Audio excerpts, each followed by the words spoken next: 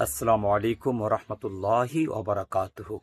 সম্মানিত দর্শক, তৌহিদি জনতা নাম দিয়ে কারা মাজার ভাঙ্গে, দরবার খানকা ভাঙচুর করে, আসুন তাদের পরিচয় একটু জেনে নেই।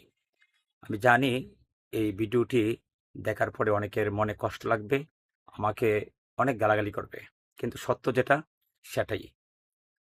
তৌহিদি জনতা হচ্ছে তারা যারা নামাজরত অবস্থায় নামাজের নিয়তটুকু ছেড়ে দিয়ে হযরতে শের খুদা মাওলা আলী রাদিয়াল্লাহু তাআলা আনহুকে নামাজরত অবস্থায় শহীদ করেছেন।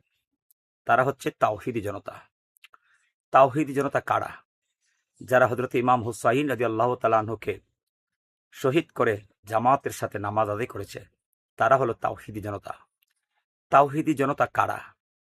যারা হযরতে ইমাম হাসান রাদিয়াল্লাহু তাআলা আনহুকে ষড়যন্ত্র করে বিষ পান করিয়ে শহীদ করেছে, তারা হলো তৌহিদি জনতা।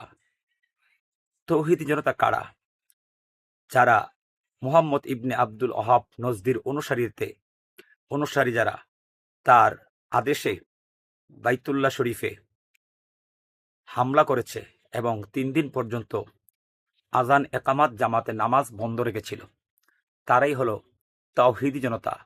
আর সেই তাওহীদি জনতা বর্তমানে বাংলাদেশে বিস্তার হয়েছে, আর তারাই মাজার ভাঙচুর করে, হামলা করে, মানুষ হত্যা করে, যেটি পরিপূর্ণ শরীয়ত বিপরীত। তারা কখনো মুসলমান হতে পারে না। এদের থেকে আমাদেরকে অবশ্যই সতর্ক থাকতে হবে। আশা করি ভিডিওটি সবাই শেয়ার করবেন। মহামূল্যবান কমেন্ট অবশ্যই